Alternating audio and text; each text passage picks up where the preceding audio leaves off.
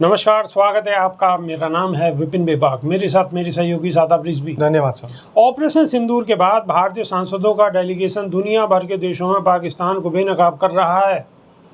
BJP सांसद वयंत पांडा के नेतृत्व वाला भारतीय डेलीगेशन बहरीन पहुंचा, जहां प्रतिनिधिमंडल ने भारत का पक्ष रखा और पाकिस्तान समर्थित आतंकवाद की पोल खोलकर रख दी।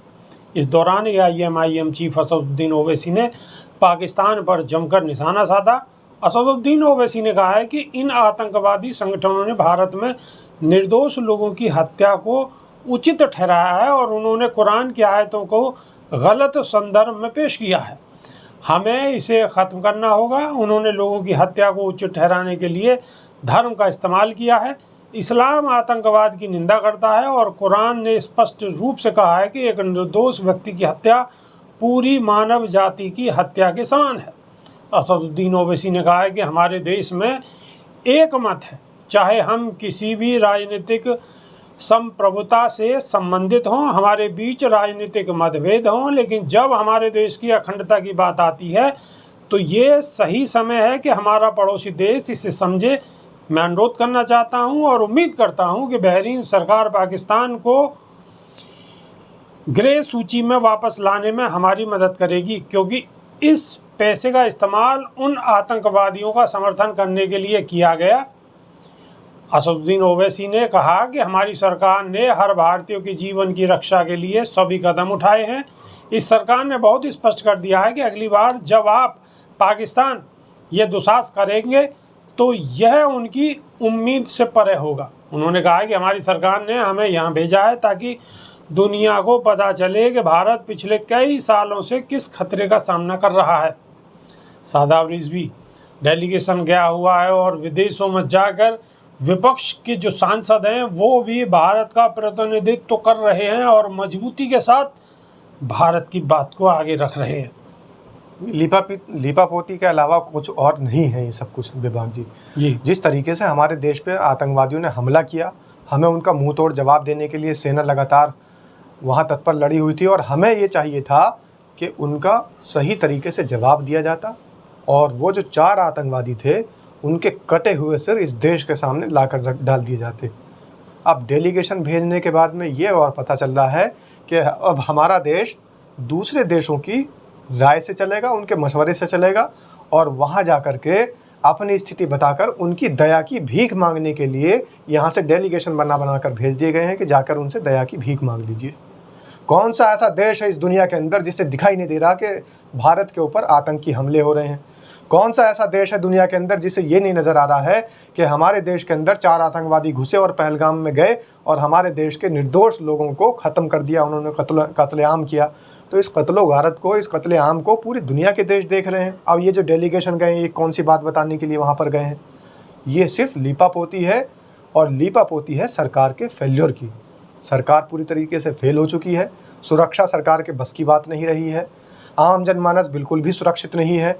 दूसरी बात, जो एजेंसीज़ हैं हमारे देश की, तो उन देश की एजेंसीज़ का दुरुपयोग किया जा रहा है। जो काम उनको करना चाहिए था, एजेंसी वो काम नहीं कर पा रही है। क्यों? क्योंकि उनको किसी और काम में लगा रखा है। और उनको किस काम में लगा रखा है कि जो भी विपक्ष का नेता ज़्यादा बोले तो तुरंत उसके ऊपर छापेमारी करो, उसकी जाँच करो और जाकर देखो कि आखिर उसके तार कहाँ जुड़े हुए हैं, आखिर ये जो है जनता के बीच में ज़्यादा कैसे घुल मिल रहे हैं।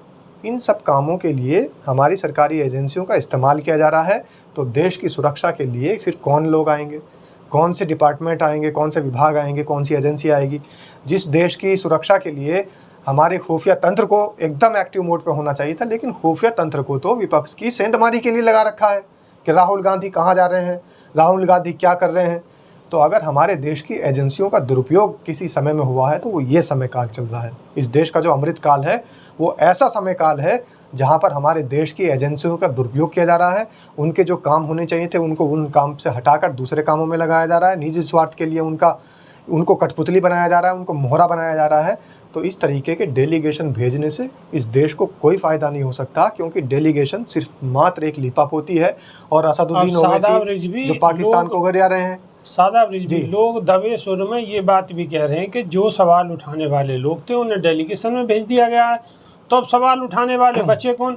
सिर्फ राहुल गांधी। अब राहुल गांधी जैसे नेता को तो आरटीआई लगातार निशाने पर हर समय लेती रहती है। अगर डेलीगेशन वहाँ पे जाने का कोई फ़ायदा है तो फिर पाकिस्तान को कैसे मदद मिल गई, आर्थिक सहायता कैसे मिली पाकिस्तान को? अगर मोदी सरकार इतना ही मजबूत थी और विदेशों में मोदी की अगर तूती बज रही थी, अगर विदेशों में विश्व गुरु का डंका बजाने वाले नरेंद्र मोदी थे, तो फिर पाकिस्तान को मदद कैसे मिल गई? और सबको पता है कि पाकिस्तान जैसा नापाक देश पैसों का अगर कहीं इस्तेमाल करता है तो वो आतंकी गतिविधियों को बढ़ाने के लिए और अपने हथियारों को मजबूत करने के लिए, असलहा बढ़ाने के लिए करता है। फिर ऐसे समय पर उसको आर्थिक मदद मिली। तो हमारे देश के अंदर जो डेलीगेशन ये जा रहे हैं विदेशों में और दूसरे देशों में बातचीत कर रहे हैं, तो क्या ये भी जाकर सवाल करेंगे क्या आपने पाकिस्तान को आर्थिक मदद क्यों दी? क्या ये भी सवाल करेंगे कि फ्रांस से हमने राफेल खरीदे तो हमें उसने टेक्निक क्यों नहीं दी? टेक्निक तो अभी भी नहीं मिली हमें।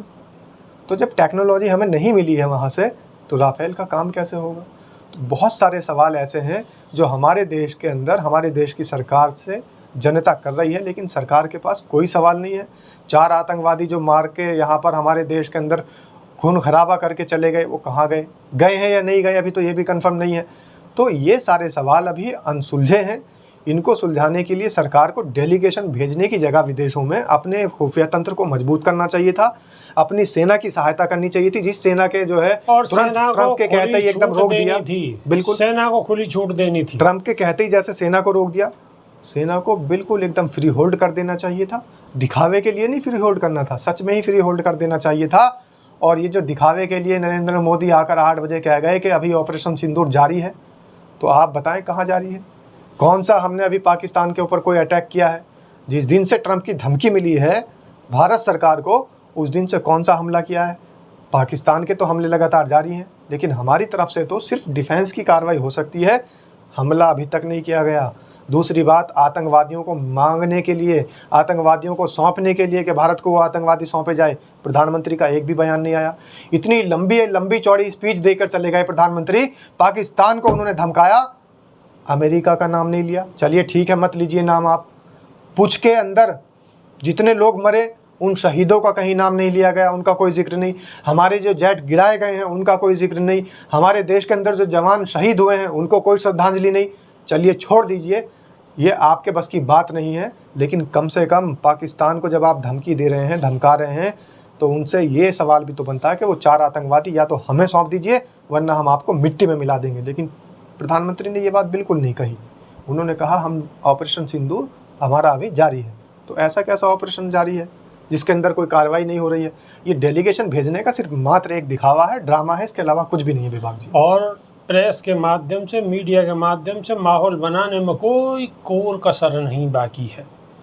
कहा जा रहा है कि मेरे शरीर में गरम सिंदूर बह रहा है।